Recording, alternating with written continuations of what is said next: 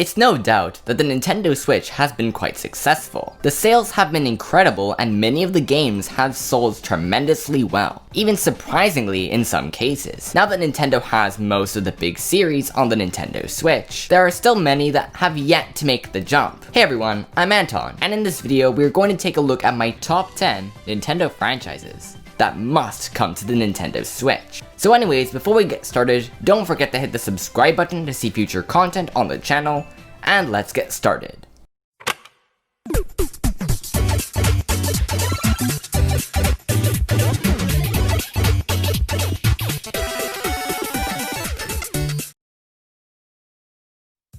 Like Warioware, the Rhythm Heaven series is strange. This is a rhythm type game series that has a bunch of mini games that you have to do certain inputs or movements in order to play. The series started off on the GBA in Japan, and then it made its way onto the Nintendo DS systems being introduced in the West. After the Wii release, Rhythm Heaven Fever, the series had the last title released on the 3DS, called Rhythm Heaven Megamix. Since then, we haven't had many new releases. However, the series creator had said that if fans show support for it to come back, it may return to the Nintendo Switch. And think about it, with the Joy-Cons, the touchscreen, the HD Rumble, we could definitely see the best Rhythm Heaven game yet. And with online functionality, that'll be even cooler. So I hope we do get to see the series return once again. Do you like weird games? I'm talking about really weird games. Well, Tomodachi Life is exactly that. You create a community of your own Mii characters. You then watch your Miis do weird stuff and also help them out, as well as create this island that you get to call your own. As you create Mii characters, they do more things, and you'll be able to upgrade your island and add more places. It's honestly hard to explain, but it's one of those games that you have to try for yourself to understand. The first game saw a release on the Nintendo DS, titled Tomodachi Collection. Tomodachi meaning friends. This title was only released in Japan in 2009, but the game later came to the West on the 3DS systems called Tomodachi Life. This title was critically acclaimed, with it being quite popular, selling 6.59 million units of the game worldwide, making it one of the top 10 best-selling games on the 3DS family of systems. Hopefully, considering the success of the Animal Crossing series, we may see the game really do well with its online stuff and really be a more interesting game. Please Nintendo, bring back the Miis. Next up, we have the Icarus series that takes place in a mythical setting. The first game came out on the NES, and it was followed up by a Game Boy title that was only released in the West for some reason. The series did not make a return until the 2012 3DS title, Kid Icarus Uprising, directed by Masahiro Sakurai himself, creator of the Super Smash Bros. Series. The 3DS game reinvented the series by changing a 2D platformer into an on-rail shooter, with areas that you can explore and fight enemies. This game is one of the best titles on the 3DS, so to finally see a Kid Icarus game in HD on the Switch would be amazing. Even just porting Kid Icarus Uprising to the Switch would be pretty cool. Maybe after the final Fighter Pass is released, we may see a new game in the franchise, but with everything that Sakurai has done with the Super Smash Bros. Ultimate game, maybe Sakurai should leave the series with someone else. That way he can finally take his long-awaited vacation.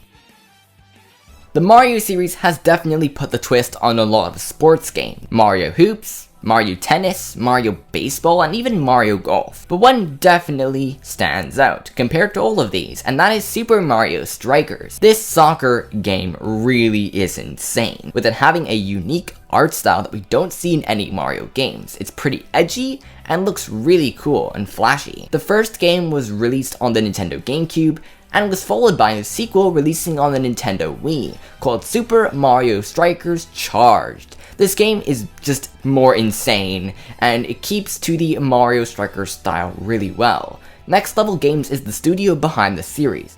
Please Nintendo, give it online support. That's not broken.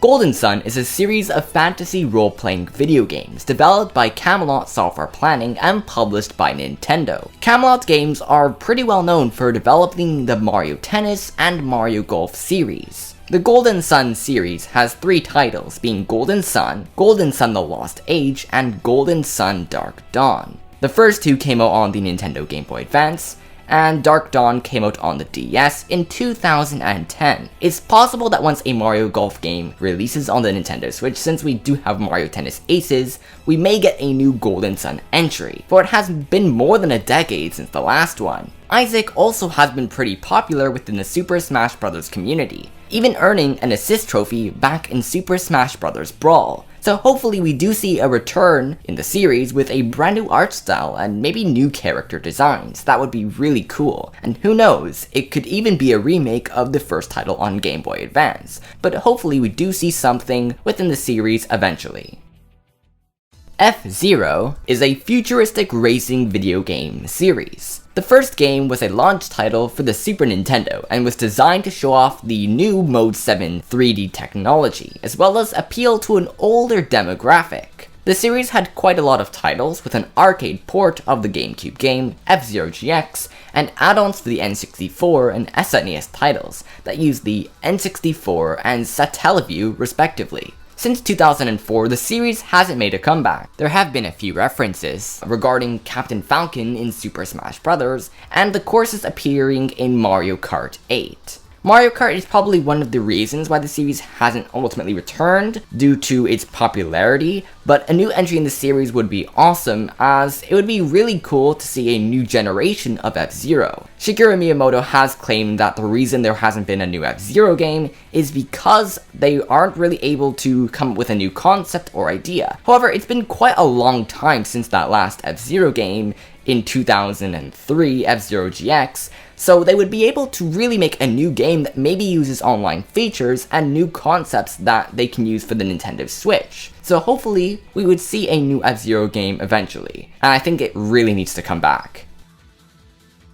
Star Fox has had quite an interesting history throughout the years. The series was made so that way it could show off the SNES FX chip technology that would allow for 3D polygons to be rendered within the Super Nintendo. After the first release, the game got an unreleased sequel, and pretty much a release on every Nintendo console except for the Wii and Game Boy systems. The last game in the series, Star Fox Zero, was heavily criticized for using the Wii U gamepad in a very awkward way. The on-rail shooter genre hasn't really aged that well. It can be done well, but I think specifically how Star Fox does it could be changed and fully rebooted. Whatever it is, the series and characters have so much potential, and I think they can do a lot of cool things, but I would love to see a studio like Retro Studios or Next Level Games take a shot and create a brand new Star Fox game that gets the series into a new modern era, and maybe, you never know, it gets more popular.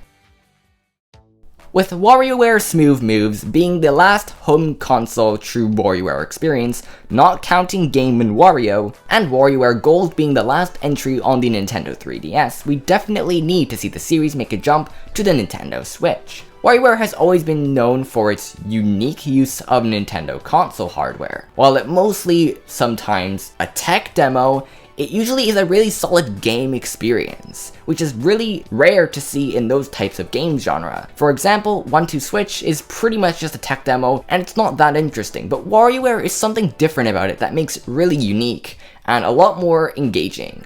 The DS allowed for use of the touchscreen, and the Wii allowed for use of motion controls. So the Switch has motion controls, and they are back and better than ever. Also, HD Rumble can be used for many of the microgames, just like 1-2-Switch. With added online support, maybe even more microgames than ever, this could be the ultimate WarioWare experience to date, and I hope we see the series come back really soon. Intelligent Systems is behind the series, so since they've just done Paper Mario the Origami King at the time of this video's recording, hopefully we do see some sort of WarioWare game come soon, and I think since Gold was pretty successful on the 3DS, considering how late it released in the life of the 3DS, we might see a WarioWare game really soon. Keeping with the theme of Wario, another one of my favorite 2D platformer series is the Wario Land series. Starting with the Game Boy game, Wario Land Super Mario Bros. 3, the series kept getting better and better, with even an entry on the Virtual Boy, and multiple entries on the Game Boy Color and Game Boy Advance. With the Wii game, Wario Land Shake It, It mastered the Wario Land formula and art style. Hopefully we do see the series come back really soon, even maybe a remake of one of the last games, like Wario Land 4, even Wario Land 2, that would be incredible. Since Goodfeel is the developer of Wario Land Shake It, they've also done Yoshi's Crafted World, and a couple of other games. So now that they have experience on the Nintendo Switch, they could make a brand new Wario Land game, and I definitely hope so. I would love to see the series jump to new heights, and this is the perfect way to do so. In 2002, Alpha Dream, a Japanese studio, came out with a game called Tomato Adventure in Japan. Tomato Adventure was directed by Toshiro Fujioka of Super Mario RPG and Final Fantasy Legend 3. It was expected to release on the Nintendo Game Boy Color, but it was pushed to the new Game Boy Advance system. Shortly after, Alpha Dream became the developer of the Mario & Luigi series of games, with the first entry in the series, Mario & Luigi Superstar Saga, releasing in 2003. Paper Mario was Nintendo's Mario RPG series at the time, and this new series would be a spiritual successor to Super Mario RPG on the Super Nintendo, as this would be more apparent as the series would be called Mario & Luigi RPG in Japan. After this game, the series continued for a while, being released on the DS, 3DS, and even having a crossover with Paper Mario. In 2017, a remake for Mario & Luigi's Superstar Saga released on the Nintendo 3DS. This game didn't sell terribly, but it didn't sell great either, especially since the Nintendo Switch was the hot new console during this time. So, instead of making a Mario & Luigi game for the Switch, they decided to make a Mario & Luigi Bowser's Inside Story remake. The sales of the game were not particularly good. By this time, the 3DS was pretty much old news. Due to this, Alpha Dream filed for bankruptcy in 2019 due to high development costs and low sales. So could the series come back? Well, I think so, especially since it is a Mario series and is pretty well known. They could do a complete reboot, which would be probably the best thing, but this is a series that really needs to come back to the Nintendo Switch. Anyways, that's about it for the video. If you guys did enjoy it, then don't forget to hit the subscribe button to see future content on the channel. What do you think of the list? Did you hate it? Did you like it? Let me know. And I will see you guys in the next one.